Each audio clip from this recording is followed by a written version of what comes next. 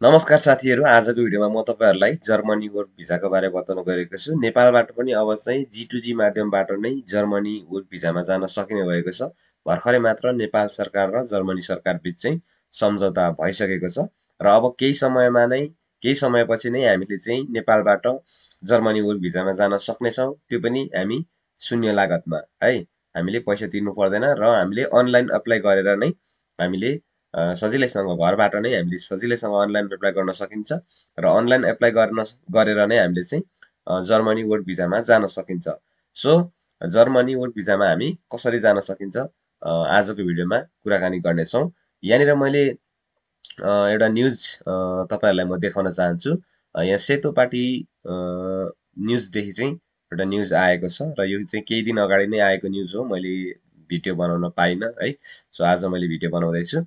यहाँ देख्न सक्नुहुन्छ के भनेको छ भने सरकारले पहिलोपटक युरोपियन मुलुक रोमानियासँग श्रम समझदारी गरिसकेको छ। असोज 19 गते पूर्वी युरोपेली मुलुक रोमानियासँग समझदारी गरेको हो।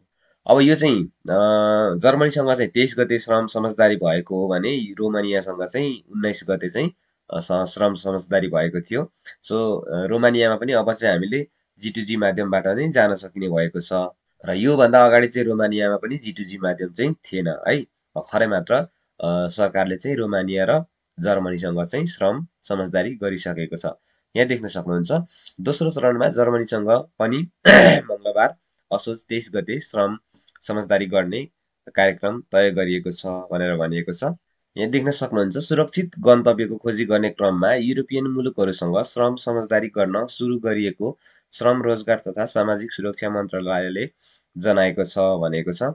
मन्त्रालयका सहसचिव राजीव पोखरेलले समझदारीले अवसरको खोजीमा यी मुलुक जाने नेपालीहरूको पारिश्रमिक सामाजिक सुरक्षा जस्ता कुराहरूको ग्यारेन्टी गर्ने बताए। उनले मानव अधिकार समेत सुनिश्चित हुने उनको भनाइ छ भनेर भनिएको छ। अलिक तलतिर हामी हेर्न सक्छौँ। उनका अनुसार जर्मनीसँग भोलि प्रशिक्षार्थी श्रमिक पठाउने गरी समझदारी हुँदैछ भनेर भनिएको छ र प्रशिक्षार्थीको रूपमा चाहिँ श्रमिक पठाउने गरी समझदारी भएको छ र यहाँ देख्न सक्नुहुन्छ प्रशिक्षार्थी श्रमिकहरूलाई जर्मनीले 1 वर्ष व्यावसायिक तालिम प्रदान गर्छ भनिएको छ र तालिमपछि सम्बन्धित क्षेत्रमा रोजगार उपलब्ध गराउँछ। तालिम अवधिमा पनि निश्चित पारिश्रमिक दिइन्छ, कति दिने भनेर तोकिएको छैन उनले सेतोपाटीसँग भने भनेर यहाँनिर देख्न सक्नुहुन्छ। त्यसपछि यहाँ तल हेरौँ जर्मनीले अहिले कुन कुन क्षेत्रमा नेपाली श्रमिक लैजाने भनेर नतोकेको उनले बताए। त्यहाँको निर्माण क्षेत्र, फ्याक्ट्री लगायत क्षेत्रमा आवश्यकता अनुसार श्रमिक माग हुने उल्लेख गरिएको छ।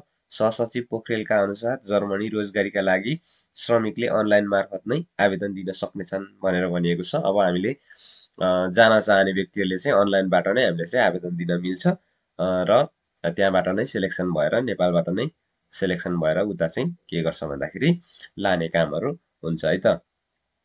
जर्मनीसँग अहिलेसम्म श्रम समझदारी नभएको भए पनि यहाँ नेपाली श्रमिकहरू पुगिरहेका छन्। श्रम स्वीकृति लिएर तथा भिजिट भिसा लगायत अन्य अवैध बाटो र प्रक्रिया मार्फत त्यहाँ पुगेर पनि काम गरिरहेको अवस्था छ। यो त हामी सबैलाई थाहै छ हैन। यसरी जाँदा उनीहरूले मोटो रकम खर्चिनु परेको छ। समझदारी अनुसार अब त्यहाँ जाँदा श्रमिकहरूले कुनै पनि शुल्क तिर्नु नपर्ने सहसचिव पोखरेलको भनाइ छ। देख्न सक्नुहुन्छ यहाँ अब चाहिँ हामीले कुनै पनि शुल्क तिर्नु नपर्ने भएको छ जाँदाखेरि। अहिलेसम्म त हामी इलिगल माध्यमबाट गइराखेको थियौँ हैन, धेरै शुल्क तिरेर। सो अब चाहिँ हामीले कुनै पनि शुल्क नतिरी हामीले चाहिँ जर्मनी जान सकिने भएको छ। जर्मनी रोजगारपछि नेपाली श्रमिकले ल्याउने पुँजी र प्रविधिले हाम्रो मुलुकको विकासमा पनि टेवा पुग्ने विश्वास सरकारको छ हैन। यहाँ देख्न सक्नुहुन्छ सरकारको ध्यान त केमा छ भन्दाखेरि रेमिटान्समा छ हैन। नेपाल देश नै रेमिटान्समा चलेको देश हो। सो त्यो भएको कारणले गर्दाखेरि अब नेपाल सरकारले पनि अझै रेमिटान्स कसरी बढाउने भन्ने कुरा नै सोच्छ। सो त्यो भएर चाहिँ यस्तो कुराहरू गरेको छ। युरोपियन मुलुकमा खाँडीको भन्दा राम्रो कमाइ भएका कारण श्रमिकहरूको आर्थिक अवस्थामा पनि सुधार पुग्ने विश्वास दिएको छ भनेर चाहिँ भनिएको छ। सरकारले भर्खरै समझदारी गरेको रोमानिया पनि कमाइका हिसाबले निकै आकर्षक रहेको अधिकारीहरू बताउँछन्। यो मुलुकमा आधारभूत 700 युरो कमाइ गर्न सक्ने मन्त्रालयको भनाइ छ। त्यहाँ कामको प्रकृति अनुसार पारिश्रमिक फरक फरक छ भनेर भनिएको छ। रोमानिया पनि श्रम सम्झौता भएको छ है त। सहसचिव पोखरेलले यो मुलुकमा श्रम गरिरहेका र अब जाने युवाहरूलाई व्यवस्थित गर्नका लागि समझदारी गरेको बताए भन्नुभएको छ। रोमानिया रोजगारीका लागि खुल्ला गरिएको मुलुक हो, तर मुलुकसँग समझदारी थिएन, त्यहाँ हाम्रा नेपालीलाई थप व्यवस्थित बनाउन समझदारी गरिएको हो उनले भने। यो चाहिँ रोमानियाको बारे है। समझदारी अनुसार नेपाली श्रमिकले त्यहाँका श्रमिक तथा अन्य आप्रवासी श्रमिक शोष र सेवा सुविधा तथा पारिश्रमिक पाउनेछन् भनेर भनिएको छ। यो जर्मनीमा तपाईँले काम गर्नु जानुभयो भने त्यहाँको लोकलले जति सेवा सुविधा पाउँछ त्यो अनुसारको सेवा सुविधा चाहिँ पाउने भनेर यहाँ चाहिँ भनिएको छ। सामाजिक सुरक्षा बिमा लगायत सुविधाहरू पनि पाउनेछन्। भिसा प्रक्रिया सहज हुने मन्त्रालयको भनाइ छ भनिएको छ।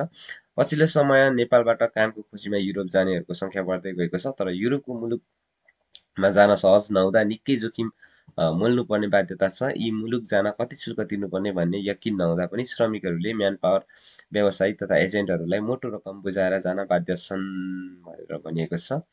यहाँ देख्न सक्नुहुन्छ, श्रम सम्झौता नगरी वैदेशिक रोजगारीमा जाँदा नेपाली श्रमिकहरूको मानसिक तथा आर्थिक शोषण बढेको छ। कतिपय श्रमिकले भने अनुसार काम, पारिश्रमिक तथा सेवा सुविधा नपाउने समस्या छ।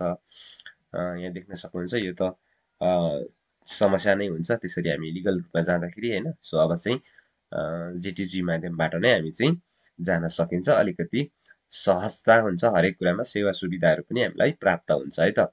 हाल सरकारले नेपालबाट संस्थागत रूपमा वैदेशिक रोजगारीमा जान 111वटा मुलुक खुल्ला गरेको छ। व्यक्तिगत रूपमा नेपालीहरू 178 मुलुकमा कामका लागि जाने गरेको सरकारी तथ्याङ्क छ भनेर भनिएको छ। तर नेपालले मलेसिया, कतार, दक्षिण Korea, UAE, Japan, Israel, Mauritius जस्ता केही मुलुकसँग मात्रै सम्झौता समझदारी गरेको छ। भएको श्रम सम्झौता समझदारी पनि राम्ररी कार्यान्वयन हुन सकेको छैन। पछिल्लो समय दैनिक 2000 हाराहारी युवा कामको खोजीमा विदेशी नै गरेका छन्। वैदेशिक रोजगारीमा 40 लाख भन्दा बढी युवाहरू रहेको सरकारको आकलन छ। ल हेर्न सक्नुहुन्छ, अहिलेको समयमा नेपालमा चाहिँ वैदेशिक रोजगारमा जाने नै के छ भन्दाखेरि ट्रेन्ड छ होइन। नेपालमा बसेर कुनै काम छैन, कुनै जागिर छैन, कुनै रोजगार छैन। त्यो भएको कारणले गर्दाखेरि के रहेछ त भन्दाखेरि जम्मा 40 लाख भन्दा बढी युवाहरू चाहिँ विदेशमा रहेछ है।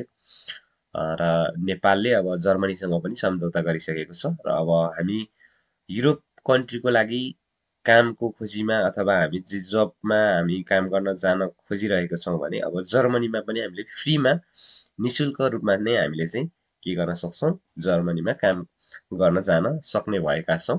र यो चाहिँ अब कस्तो प्रक्रिया हुन्छ भनेर हामी कुरा गरौँ। यो चाहिँ मेरो विचारमा कस्तो हुन्छ भन्दाखेरि यो चाहिँ एउटा क्राइटेरिया निकाल्छ अब सरकारले होइन। जर्मनी वर्क भिजामा जानको लागि के क्राइटेरिया एउटा निकाल्छ र जुन क्राइटेरिया हामीले मिट गऱ्यौँ भने हामीले अनलाइन अप्लाई गर्न सकिन्छ। र अनलाइन अप्लाई हामीले चाहिँ गरेपछि त्यहाँबाट नै हाम्रो चाहिँ फेरि के गर्छ, सरकारले सेलेक्सन गर्छ। र सरकारले सेलेक्सन गरेपछि कतिजना मेन पावर चाहिँ अब पहिलो चरणमा पठाउने हो त्यो अनुसारले सरकारले नै पठाउँछ। र सरकारले पठाइसकेपछि के हुन्छ, उता गएर हामी चाहिँ 1 वर्षसम्म ट्रेनिङ गर्नुपर्ने हुन्छ। र ट्रेनिङ अनुसारको काम दिने र ट्रेनिङ गरेको पनि पैसा दिने, तलब दिने भनेर चाहिँ भनिएको छ। सो यसरी चाहिँ अब सुरु हुन्छ यो जर्मनी वर्क भिजा है। त्यसपछि त अब अझै सहज तरिकाले पनि हुन सक्ला, भोलिको दिनमा के होला भन्न सकिँदैन है। सो यो चाहिँ यस्तै नै रहेको छ मेरो विचारमा। र यदि तपाईँ पनि अब तयारीमा हुनुहुन्छ भने जर्मनीमा यसरी अनलाइन एप्लाई गर्न सक्नुहुन्छ। यो लगभग 2-3 महिनापछि सायद खुल्छ होला, अनलाइन एप्लाई गर्न सकिन्छ होला है त। सो ओके साथीहरू, आजको भिडियोमा यति नै। भिडियो मन पर्यो भने लाइक, कमेन्ट एन्ड सेयर गर्न नबिर्सनु होला। नेक्स्ट भिडियोमा फेरि पनि भेट्नेछौँ। तबसम्मको लागि गुड बाई।